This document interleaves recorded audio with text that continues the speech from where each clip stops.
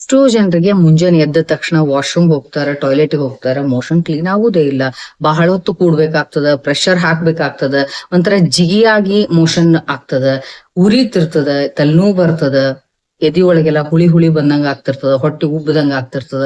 ಹಿಂಗೆಲ್ಲ ಯಾಕೆ ಆಗ್ತದ ಅಂದ್ರೆ ಇದಕ್ ಕಾರಣ ವಿಬಂಧ ಅಥವಾ ಕಾನ್ಸ್ಟಿಪೇಷನ್ ಅಂತ ಹೇಳ್ತೇವಿ. ಇದ್ರ ಬಗ್ಗೆ ಇವತ್ತಿನ ಈ ವಿಡಿಯೋ ಒಳಗ ಡಿಟೇಲ್ ಆಗಿ ನೋಡೋಣ. ಮತ್ತೆ ಇದನ್ನ ಹೆಂಗ ನಾವು ಕ್ಯೂರ್ ಮಾಡ್ಕೋಬೇಕು ಅನ್ನೋದ್ರ ಬಗ್ಗೆ ಕೂಡ ಹೇಳ್ತೀನಿ. ಯಾರು ವಿಡಿಯೋ ಸ್ಕಿಪ್ ಮಾಡ್ಲಾರ್ದಂಗ ಕೊನೆಯವರೆಗೂ. ಎಲ್ಲರಿಗೂ ನಮಸ್ಕಾರ. ಈ ಎಕ್ಸ್ಪೀರಿಯನ್ಸ್ ಬಹಳ ಜನರಿಗೆ ಆಗಿರ್ತದಲ್ಲ.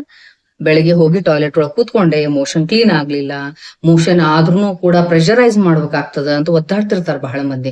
ಅಥವಾ ಎದಿ ಒಳಗ್ ಹುಳಿ ಹುಳಿ ಬಂದಂಗ ಆಗ್ತದ, ತಲೆ ದಿಮ್ ಅನ್ಲಿಕ್ಕತ್ತದ, ಹೊಟ್ಟೆ ಉಬ್ಬದಂಗ ಆಗ್ಯದ, ಮೋಷನ್ ಮಾಡ್ಬೇಕಾದ್ರ ಉರಿತದ, ಅಥವಾ ಎಕ್ದಮ್ ಡ್ರೈ ಗಂಟನಂಗ ಆಗ್ತದ, ಇಲ್ಲ ಎಕ್ದಮ್ ಜಿಗಟ್ನಂಗ ಆಗ್ತದ, ಸಮಾಧಾನ ಆಗಿಲ್ಲ. ಹಿಂಗ ಬಹಳ ಸಮಸ್ಯೆಯಿಂದನ ಮುಂಜಾನೆ ಶುರು ಮಾಡ್ತಾರ್ರಿ. ಹಿಂಗಾತಂದ್ರ ಹೋಲ್ ಡೇ ಡಿಸ್ಟರ್ಬ್ ಇರ್ತದ.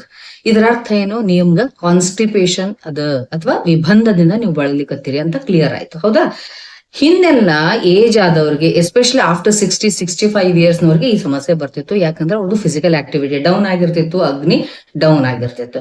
ಬಟ್ ಈಗ ಏನಾಗ್ಲಿಕತ್ತದ, ಸಣ್ಣ ಮಕ್ಕಳ್ರಿ, ನೀವು ನಂಬ್ತಿರೋ ಇಲ್ಲೋ, LKG UKG ಇರ್ತಾವ ಹುಡುಗರು, ಅಂತ ಮಕ್ಕಳು ಬರ್ತಾವು, ಮೋಷನ್ ಕ್ಲೀನ್ ಆಗುದಿಲ್ಲ.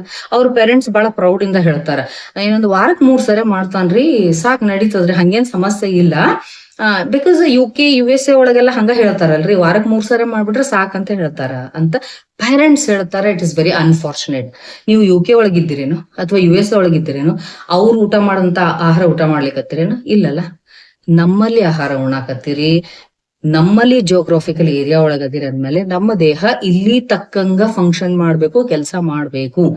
ನಮ್ಮ ಕಡೆ ಇರುವಂತ ಆಹಾರವನ್ನ, ನಾ ಹೇಳಿದ್ ನಮ್ದು ಅಂದ್ರೆ ಹೋಲ್ ಇಂಡಿಯಾ, ಭಾರತದ ಆಹಾರವನ್ನ, ರೊಟ್ಟಿ, ಪಲ್ಯ, ಚಪಾತಿ, ಪಲ್ಯ, ಕಾಳು ಪಲ್ಯ ಅಥವಾ ಪುಂಡಿ ಪಲ್ಯ, ಚವಳಿಕಾಯಿ ಪಲ್ಯ, ಮೊಸರು, ಕೆಂಪ್ ಚಟ್ನಿ, ಅಗಸಿ ಚಟ್ನಿ, ಇವನ್ನೆಲ್ಲ ಒಂದ್ ಸರಿ, ಒಂದ್ 4 ದಿವಸ USA UK ದವ್ರಿಗೆ ಕೊಡ್ರಿ, ಅವ್ರ ದಿವ್ಸಕ್ 4 ಸರಿ ಮಾಡ್ಲಿಕ್ಕೆ ಶುರು ಮಾಡ್ತಾರ ಮೋಷನ್, ಹೌದಲ್ಲ? ಹಿಂಗಾಗಿ ದಯವಿಟ್ಟು ಅವ್ರ ಹೆಲ್ತ್ ಜೊತೆಗೆ ನಿಮ್ ಹೆಲ್ತ್ ಅನ್ನ ಕಂಪೇರ್ ಮಾಡ್ಲಿಕ್ಕೆ ಹೋಗ್ಬೇಡ್ರಿ. ಇಲ್ಲಿ ಅದಿರಂದ್ಮೇಲೆ ಇಲ್ಲೇ ಕೆಲ್ಸ, ಇಲ್ಲಿ ಹಂಗ ನಮ್ಮ ದೇಹ ಕೆಲಸ ಮಾಡ್ಬೇಕು. ನಂಬರ್ 1. ಇದ್ರೊಳಗ ಒಂದು 3 ಟೈಪ್ ಬರ್ತಾವ್. ನಮ್ಮ ದೋಷಗಳ ಪ್ರಕಾರ ನಮ್ ದೇಹದೊಳಗ ಯಾವ್ಯಾವ ದೋಷಗಳು ಹೆಂಗ್ ವಿಸಿಯೇಷನ್ ಆಗ್ಯಾವು ಅನ್ನೋದ್ರ ಮೇಲೆ ಕಾನ್ಸ್ಟಿಪೇಷನ್ ಕೂಡ 3 ಟೈಪ್ ಇರ್ತದ. ನಂಬರ್ 1 ವಾತಜ ವಿಬಂಧ ಅಂತ ಹೇಳ್ತೇವ್ ನಾವು. ಅಲ್ಲಿ ಏನಾಗ್ತದ್ರಿ, ತಲೆನೋವು ಬರ್ತಿರ್ತದ, ಎಕ್ದಮ್ ಹಾರ್ಡ್ ಸ್ಟೂಲ್ ಇರ್ತದ, ಎಕ್ದಮ್ ಒಂಥರ ಹೆಂಗಂದ್ರೆ ಸ್ಟೋನಿ ಹಾರ್ಡ್ ಅಂತಾರಲ್ಲ. ಕೆಲವು ಮಂದಿ ನನಗೆ ಎಕ್ಸ್ಪ್ಲೇನ್ ಬಹಳ ಚಂದ ಮಾಡ್ತಾರ. ನಾವು ಕಮೋಡ್ ಒಳಗೆ ಹೋಗಿ ಕುಂತಾಗ ಮೋಷನ್ ಮಾಡಿದ್ರ ಟಣ್ ಟಣ್ ಅಂತ ಹೇಳಿ ಗುಂಡ್ ಹಾಕ್ದಂಗ್ ಸೌಂಡ್ ಬರ್ತದ್ರಿ ಅಂತ. ಅಂದ್ರೆ ಅಷ್ಟು ಸ್ಟೋನಿ ಹಾರ್ಡ್ ಆಗಿರ್ತಾವು, ಡ್ರೈ ಇರ್ತದ, ಹೊಟ್ಟಿ ಒಳಗೆಲ್ಲ ಒಂಥರ ಆಟೋಪ ಅಂತ ಹೇಳ್ತೀವಿ, ಆದ್ಮಾನ ಆಟೋಪ ಅಂತ ಹೇಳ್ತೀವಿ, ಸೌಂಡ್ ಬರ್ತಿರ್ತದ, ತಲಿ ದಿಮ್ ಅಂತಿರ್ತದ, ಎದಿ ಒಳಗೆಲ್ಲ ಚುಚ್ಚದಂಗ್ ಫೀಲಿಂಗ್ ಆಗ್ತಿರ್ತದ. ಇದು ವಾತಜ ವಿಬಂಧ ಇದ್ದವ್ರಿಗೆ ಈ ಸಮಸ್ಯೆ ಆಗ್ತದೆ. ಇನ್ನು ಅಲ್ಲಿ ವಾತ ಪ್ರಕೋಪ ಆಗಿತ್ತಂದ್ರೆ ಈ ರೀತಿಯಾದ ಕಾನ್ಸ್ಟಿಪೇಷನ್ ಲಕ್ಷಣ ಇರ್ತಾವು. ಇನ್ನ ಪಿತ್ತಜ ವಿಬಂಧ ಇತ್ತು ಅಂತಂದ್ರ ಅಂತವ್ರಿಗೆ ಏನಾಗ್ತದ ಗೊತ್ತೇನ್ರಿ, ಆಸಿಡಿಟಿ ಬಹಳ ಇರ್ತದ, ಎದಿ ಒಳಗ್ ಉರಿ ಬರ್ತಿರ್ತದ, ಬೆನ್ನ ಚುಚ್ಚದಂಗ ಆಗ್ತಿರ್ತದ, ಮುಖ ಎಲ್ಲ ಕಟ್ಟು ಬೆವರು ಹೊಡಿತಿರ್ತಾರ, ಬಾಡಿ ಎಲ್ಲ ಹೀಟ್ ಅನಿಸ್ತಿರ್ತದ, ಪಾದ ಉರಿತಿರ್ತಾವು, ಕಣ್ಣು ಉರಿತಿರ್ತಾವು, ಹೊಟ್ಟಿ ಒಳಗೆಲ್ಲ ಉರ್ದಂಗ ಆಗ್ತಿರ್ತದ, ಮೋಷನ್ ಮಾಡ್ಬೇಕಾದ್ರೂ ಅವ್ರಿಗೆ ಬರ್ನಿಂಗ್ ಸೆನ್ಸೇಷನ್ ಇರ್ತದ. ಆಮೇಲೆ ಸ್ಟಾರ್ಟಿಂಗ್ ಒಂದೊಂದ್ಸರಿ ಸ್ವಲ್ಪ ಹಾರ್ಡ್ ಮೋಷನ್ ಅನಿಸ್ತದ, ಆಮೇಲೆ ಸಡನ್ ಆಗಿ ಲೂಸ್ ಮೋಷನ್ ಆಗ್ಬಿಡ್ತದ. ಸೊ ಕಂಟ್ರೋಲ್ ಇರಂಗಿಲ್ಲ. ಸಮ್ಟೈಮ್ಸ್ ವೆಲ್ ಫಾರ್ಮ್ಡ್ ಮೋಷನ್ ಇರುವುದಿಲ್ಲ. ಇದು ಪಿತ್ತಜ ಒಳಗಾಗ್ತದೆ. ಇನ್ನು ಕಫಜ ವಿಬಂಧ ಅಂತ ಬರ್ತದ. ಅಲ್ಲಿ ಏನಾಗ್ತದ ಗೊತ್ತಾ, ಬಾಡಿ ಹೆವಿನೆಸ್, ಒಂಥರ ತಲಿ ದಿಮ್ ಅಂತಿರ್ತದ, ಅವ್ರು ಆಕ್ಟಿವ್ ಇರಂಗಿಲ್ಲ, ಮಾನಸಿಕವಾಗಿ ಆಕ್ಟಿವ್ ಇರಂಗಿಲ್ಲ. ಆಮೇಲೆ ಸ್ಲೋ ಆಗಿ ಓಡಾಡ್ತಿರ್ತಾರ. ಫಸ್ಟ್ ಕಫ ಪ್ರಕೃತಿ ಇರ್ತಾರ, ಅದ್ರ ಜೊತೆಗೆ ಕಫ ವಿಶೇಷನ್ ಆಗಿರ್ತದ. ಅಂತ ಟೈಮ್ ಒಳಗಡೆ ಜೆಲ್ಲಿ ಲೈಕ್ ಮೋಷನ್ ಆಗ್ತಿರ್ತದ, ಒಂಥರ ಜಿಗಟ್ನಂಗ್ ಮೋಷನ್ ಆಗ್ತಿರ್ತದ, ಟಾರ್ ಮೋಷನ್ ಅಂತಾರ, ಟಾರ್ ಸ್ಟೂಲ್ ಅಂತಾರಲ್ಲ, ಹಂಗ ಆಗ್ತಿರ್ತದ.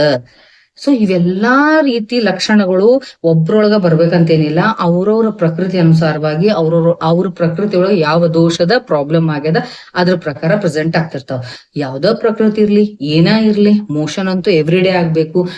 ನಾವು ಆಹಾರ ಊಟ ಮಾಡಿದಾಗ ಪ್ರಾಪರ್ ಆಗಿ ಡೈಜೆಷನ್ ಆಗಿ ಸಾರ ಭಾಗ ದೇಹಕ್ಕೆ ಹೋದ್ರ ಕಿಟ್ಟ ಭಾಗ ಕರೆಕ್ಟ್ ಆಗಿ ಎಲಿಮಿನೇಟ್ ಆಗ್ಲೇಬೇಕು.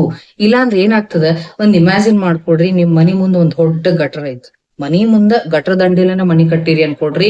ಗಟ್ರದೊಳಗ ಸಿಕ್ಕಾಪಟ್ಟಿ ಹೊಲಸ್ ಐತಿ, ರಾಡ್ ಐತಿ, ಕೊಳತಂತ ಏನೇನೋ ಅದಾವು. ಅದ್ರ ಕೊಳತ್ ಮೇಲೆ ಕ್ಲೀನ್ ಮಾಡಿಲ್ಲ, ಅವಾಗ ಅದರಿಂದ ಬರೋ ಬ್ಯಾಡ್ ಸ್ಮೆಲ್ ಎಲ್ಲ ನಿಮ್ ಮನಿ ಒಳಗ್ ಬಂದು ಮನಿಯೊಳಗಿರೋರ್ಗೆ ಎಲ್ಲರಿಗೂ ತಲೆ ಕೆಟ್ಟ ಹೋಗ್ತದ, ಹೆಲ್ತ್ ಹಾಳಾಗ್ತದಲ್ಲ. ಸೇಮ್ ಥಿಂಗ್ ಇಲ್ಲಿನೂ ಕೂಡ ಏನಾಗ್ತದ, ಅಪಾನವಾತ ಫಂಕ್ಷನ್ ಗಟ್ ಅಥವಾ ಕೊಲಾನ್ ಒಳಗಡೆ, ನಮ್ಮ ಲಾರ್ಜ್ ಇಂಟೆಸ್ಟೈನ್ ಒಳಗಡೆ ವೇಸ್ಟ್ ಪ್ರಾಡಕ್ಟ್ ಬಂದು ಅಕ್ಯುಮುಲೇಟ್ ಆದಾಗ ವಾತ ಅದನ್ನ ಹೊರಗೆ ಕಳಿಸ್ಬೇಕು.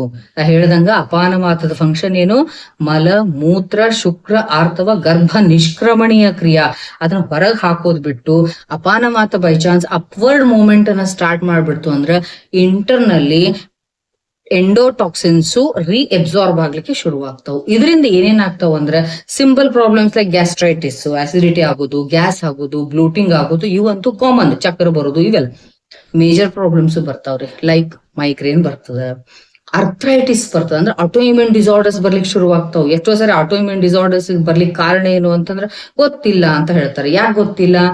ಕಾರ್ಯಕಾರಣ ಸಿದ್ಧಾಂತದ ಪ್ರಕಾರ ಕಾರಣ ಇರ್ಲಾರ್ದ ಏನು ಕಾರ್ಯ ಆಗ್ಲಿಕ್ಕೆ ಸಾಧ್ಯನೇ ಇಲ್ಲ. ಒಬ್ಬ ವ್ಯಕ್ತಿ ಆಟೋಇಮ್ಯೂನ್ ಡಿಸಾರ್ಡರ್ಸ್ ಇಂದ ಸಫರ್ ಆಗ್ಲಿಕ್ಕತ್ತಾನಂದ್ರೆ ಅಲ್ಲಿ ಏನಾರ ಕಾರಣ ಇರಕಬೇಕ.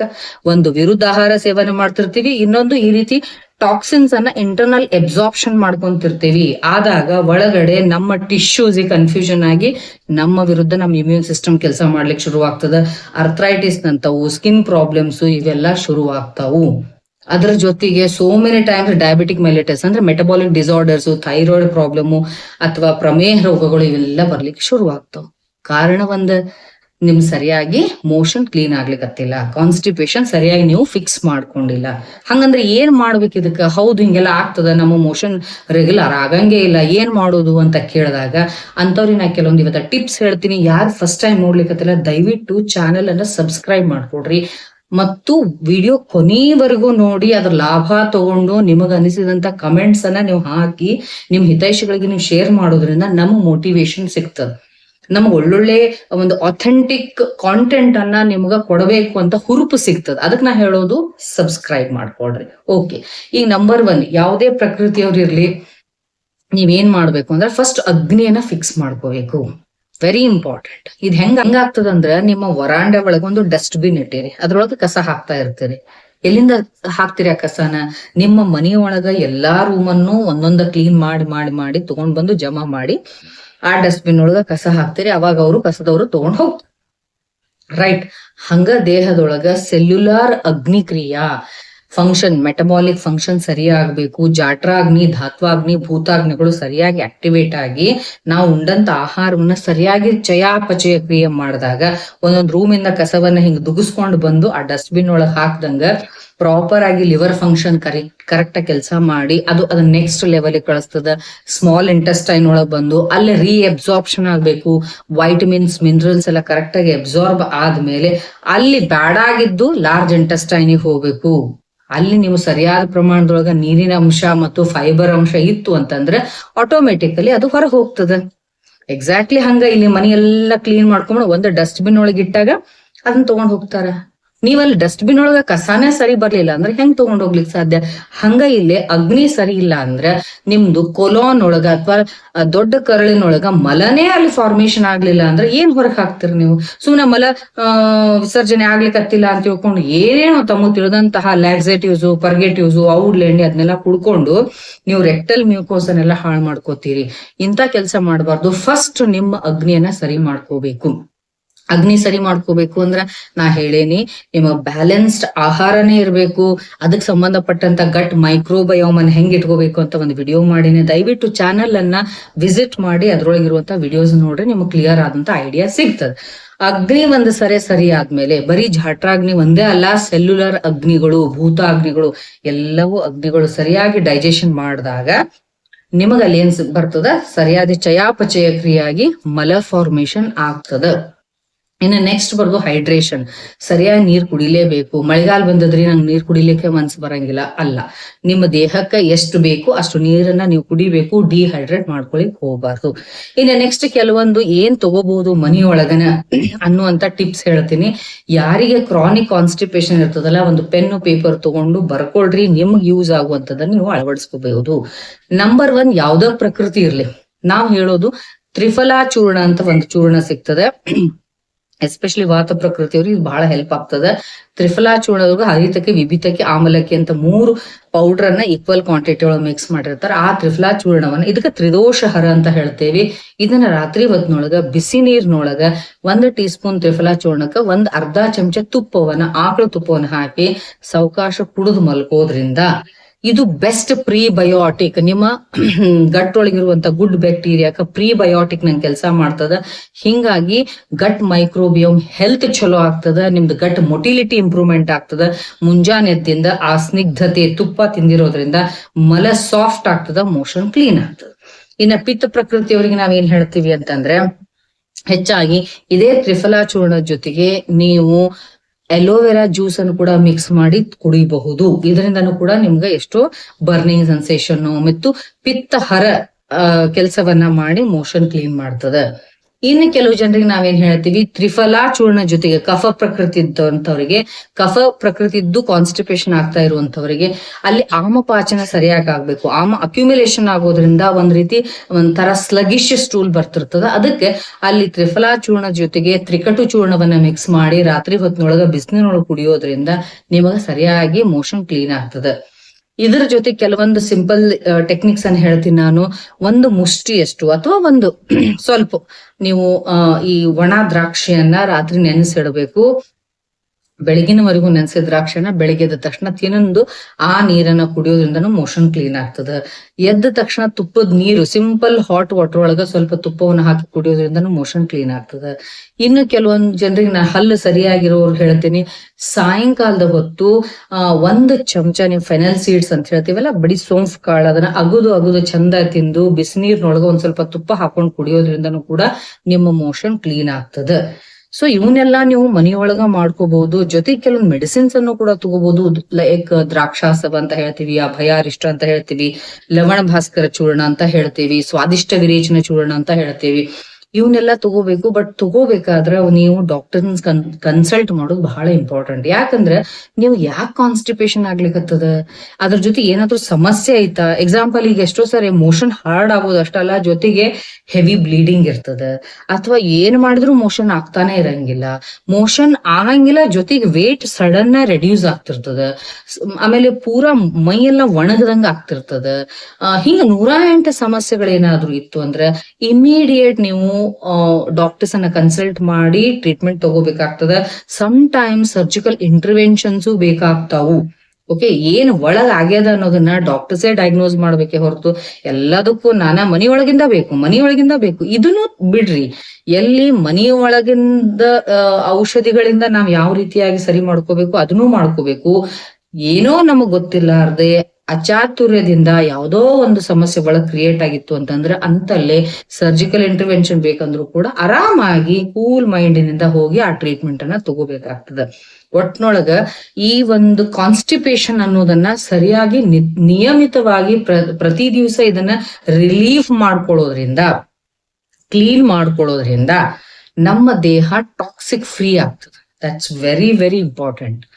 ಟಾಕ್ಸಿನ್ಸ್ ಒಳಗ್ ಉಳಿಸ್ಕೊಳ್ಳಿಕ್ಕೆ ಹೋಗ್ಬ್ಯಾಡ್ರಿ. ಓಕೆ, ಅದಕ್ಕೋಸ್ಕರ ಮೇನ್ ಕೊಲಾನಿಗೆ, ದೊಡ್ಡ ಕರಳಿಗೆ ಬೇಕಾಗಿದ್ದೇನಪ್ಪಾ ಅಂತಂದ್ರ ನೀರು, ಪ್ರಾಪರ್ ಹೈಡ್ರೇಷನ್ ಬೇಕು.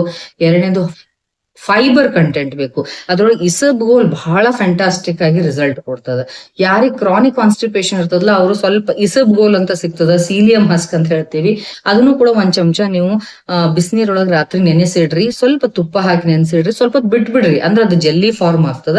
ಆಮೇಲೆ ಅದು ಕುಡಿಯೋದ್ರಿಂದ ಮುಂಜಾನೆ ಟೈಮ್ ಒಳಗ ನಿಮ್ಮ ಬೆಸ್ಟ್ ವೇವ್ ಒಳಗ ಸಾಫ್ಟ್ ಆಗಿ ಮೋಷನ್ ಕ್ಲೀನ್ ಆಗ್ತದೆ. ಇನ್ನು ಊಟದೊಳಗೆ ಹೆಚ್ಚಿಗೆ ಫೈಬರ್ಸ್ ಇರುವಂತ ಆಹಾರ ತಗೋಬೇಕು. ಲೈಕ್ ಚೌಳಿಕಾಯಿ, ಬೀನ್ಸ್, ಗ್ರೀನ್ ಲೀಫಿ ವೆಜಿಟೇಬಲ್ಸ್, ಹಕ್ಕರ್ಕಿ ಸೊಪ್ಪಿನೊಳಗೆ ಆಕ್ಚುಲಿ ನಿಮ್ಗೆ ಗೊತ್ತದೋ ಇಲ್ಲೋ ಗೊತ್ತಿಲ್ಲ, ಹಕ್ಕರ್ಕಿ ಸೊಪ್ಪು ಅಂತ ಬರ್ತದ, ರಾಜಗಿರಿ ಸೊಪ್ಪು, ಕಿರಿಕ್ಸಾಲಿ ಸೊಪ್ಪು, ಮೆಂತೆ ಸೊಪ್ಪು, ಇವೆಲ್ಲವುಗಳನ್ನು ನೀವು ಹೆಚ್ಚೆಚ್ಚು ಬಳಸ್ಬೇಕು. ಬಟ್ ಹೆಂಗ ಬಳಸ್ಬೇಕು ಅನ್ನೋದನ್ನ ನಾ ಹಿಂದಿನ ವಿಡಿಯೋ ಒಳಗೆ ಹೇಳೀನಿ. ದಯವಿಟ್ಟು ಎಲ್ಲಾ ವಿಡಿಯೋಸ್ ಅನ್ನ ಕೊನೆಯವರೆಗೂ ನೋಡ್ರಿ, ಹೆಲ್ಪ್ ಆಗ್ತದ. ಓಕೆ, ವಾಮಿಟಿಂಗ್ ಸೆನ್ಸೇಷನ್ ಬರ್ಲಾರ್ದಂಗ ಅಗ್ದಿ ಪ್ರೀತಿಯಿಂದ ಆಹಾರವನ್ನ ಸರಿಯಾಗಿ ಬ್ಯಾಲೆನ್ಸ್ಡ್ ಫುಡ್ ಅನ್ನ ನೀವು ತಗೊಳ್ಳೋದ್ರಿಂದ, ಸ್ನಿಗ್ಧಾಹಾರಗಳನ್ನ ತಗೊಳ್ಳೋದ್ರಿಂದ, ಇವೆಲ್ಲದ್ರ ಜೊತೆಗೆ ಸ್ಟ್ರೆಸ್ ಫ್ರೀ ಇರ್ಬೇಕು. One of the main reason stress ಕೂಡ. ಅತಿ ಸ್ಟ್ರೆಸ್ ಇತ್ತಂದ್ರ ಮೋಷನ್ ಆಗೋದಿಲ್ಲ, ಹಂಗೂ ಮಾಡ್ಕೊಳಕ್ ಹೋಗ್ಬ್ಯಾಡ್ರಿ. ಇನ್ನೊಂದು ವೇಗ ಧಾರಣ ಅಂತ ಹೇಳ್ತೇವಿ. ಮೋಷನ್ ಬಂದಾಗ ಹೋಗಂಗಿಲ್ಲ, ಬರ್ಲಾರ್ದ ಹೋಗಿ ತಾಸ್ಗಟ್ಲೆ ಕೊಡೋದು, ಈ ಕೆಲಸವನ್ನು ಮಾಡಕ್ ಹೋಗ್ಬೇಡ್ರಿ. ಯಾವಾಗ ಬರ್ತದ ಅವಾಗ್ಲೇ ಅದನ್ನ ಕ್ಲೀನ್ ಆಗಿ ಮಾಡ್ಕೊಡ್ರಿ. ಇನ್ನೊಂದು ಲಾಸ್ಟ್ ಪಾಯಿಂಟ್ ನಾ ಏನ್ ಹೇಳ್ತೀನಿ ಅಂದ್ರೆ, ಕಾಲ್ ಭಾಳ ನೋವು, ಆಸ್ಟಿಯೋ ಅರ್ಥರೈಟಿಸ್ ಪ್ರಾಬ್ಲಮ್ ಐತಿ, ಜಾಯಿಂಟ್ ಸೌಕಳಿ ಬಂದವು, ಅಂತವ್ರಿಗೆ ಕೆಳಗ್ ಕೂಡಕ್ ಆಗಂಗಿಲ್ಲ ಅನ್ನೋಂಥವ್ರು ಕಮೋಡ್ ಯೂಸ್ ಮಾಡ್ರಿ. ಮಕ್ಕಳು, ಯಂಗ್ಸ್ಟರ್ಸ್ ಯಾಕೆ ಕಮೋಡ್ ಯೂಸ್ ಮಾಡ್ತೀರಿ? ಇಂಡಿಯನ್ ಟಾಯ್ಲೆಟ್ ಯಾಕೆ ಯೂಸ್ ಮಾಡಂಗಿಲ್ಲ? It is a very best. Indian toilet ಒಳಗ ನೀವು ಕೂಡೋದ್ರಿಂದ, ಮಲಾಸನದೊಳಗೆ ಕೂತ್ಕೊಳ್ಳೋದ್ರಿಂದ ನಿಮ್ ಅಬ್ಡಾಮಿನ್ ಮಸಲ್ಸ್ ಮೇಲೆ ಚಂದಾಗಿ ಪ್ರೆಷರ್ ಬೀಳ್ತದ. ಮೊಣಕಾಲನ್ನ ಸ್ವಲ್ಪ ಹೊಟ್ಟಿ ಹಿಂಗ್ ಅಮುಕೊಳ್ಳೋದ್ರಿಂದ ಸರಿಯಾಗಿ ಇಂಟೆಸ್ಟೈನ್ ಅನ್ನ ಸ್ಕ್ವೀಸ್ ಮಾಡ್ದಂಗ ಆಗ್ತದ. ಡೀಪ್ ಡೌನ್ ಇಂದ ನಿಮ್ಮ ಅಬ್ಡಾಮಿನ್ ಅಥವಾ ಕೊಲೋನ್ ಕ್ಲೀನ್ ಆಗ್ತದ. It's very important. ನೀವ್ ಹೋಗಿ ಕಮೋಡ್ ಒಳಗ್ ಕುಂತ ಬಂದ್ರೆ ನಿಮ್ಗೆ ಅದು ಹೊಟ್ಟಿ ಕ್ಲೀನ್ ಆಗೋದಿಲ್ಲ. ಲಾಂಗ್ ರನ್ ಒಳಗ ಮತ್ತ ಅದಕ್ಕೆ ಸಂಬಂಧಪಟ್ಟಂತ ಸೈಡ್ ಇಫೆಕ್ಟ್ಸ್ ಮತ್ತೊಂದ್ ಏನೇನೋ ಸಮಸ್ಯೆಗಳು ಶುರು ಆಗ್ತಾವು. ಅದಕ್ಕೋಸ್ಕರ ನಿಮ್ ಜಾಯಿಂಟ್ಸು ಉಳಿತಾವ್. ಇಂಡಿಯನ್ ಕಮೋಡ್ ಒಳಗ ಸಣ್ಣ ವಯಸ್ಸಿನೊಳಗ ಕುತ್ಕೊಳ್ಳೋ ರೂಢಿ ಇಟ್ಕೊಂಡ್ರಿ ಅಂದ್ರೆ ನಿಮ್ದು ಯೂರಿನರಿ ಬ್ಲಾಡರ್ ಕಂಪ್ಲೀಟ್ ಆಗಿ ಎಂಟಿ ಆಗ್ತದ, ಮತ್ತು ಕೊಲಾನ್ ಎಂಟಿ ಆಗ್ತದ, ಟಾಕ್ಸಿನ್ಸ್ ಕ್ಲೀನ್ ಆಗಿ ಹೋಗ್ತಾವು. ನಿಮ್ಮ ಸ್ಕಿನ್ನು, ನಿಮ್ಮ ಮೆಂಟಲ್ ಹೆಲ್ತ್, ಮೂಡು ಪ್ರತಿಯೊಂದು ಸರಿಯಾಗಿರ್ಲಿಕ್ಕೆ ಹೆಲ್ಪ್ ಆಗ್ತದ. ಸೊ ಲಿವರ್ ಕೂಡ ಫಂಕ್ಷನಿಂಗ್ ಪ್ರಾಪರ್ ಆಗಿ ಮಾಡಕ್ ಶುರು ಮಾಡ್ತದ ಕೊಲಾನ್ ಕ್ಲೀನ್ ಆಗ್ತಾ ಇದ್ರೆ. ದಟ್ ಈಸ್ ವೈ ಈ ಕಾನ್ಸ್ಟಿಪೇಷನ್ ಅನ್ನೋದನ್ನ ಬಸ್ ಹಗುರವಾಗಿ ತಗೊಳಕ್ ಹೋಗ್ಬೇಡ್ರಿ. ಇದು ಕರೆಕ್ಟ್ ಆಗಿ ನಿಮ್ಮ ದೋಷ ಯಾವ್ದೈತಿ, ನಿಮ್ಮ ಪ್ರಕೃತಿ ಯಾವ್ದೈತಿ, ಅದ್ರ ಪ್ರಕಾರ ನಾ ಹೇಳಿರೋ ಪಾಯಿಂಟ್ಸ್ ಒಳಗ ಯಾವ್ದು ನಿಮ್ಮ ಸೂಟ್ ಆಗ್ತದಲ್ಲ ಅದನ್ನ ಅಳವಡಿಸ್ಕೊಂಡು ಪ್ರತಿನಿತ್ಯ ನೀವು ಮಲ ವಿಸರ್ಜನೆಯನ್ನ ಮಾಡ್ರಿ.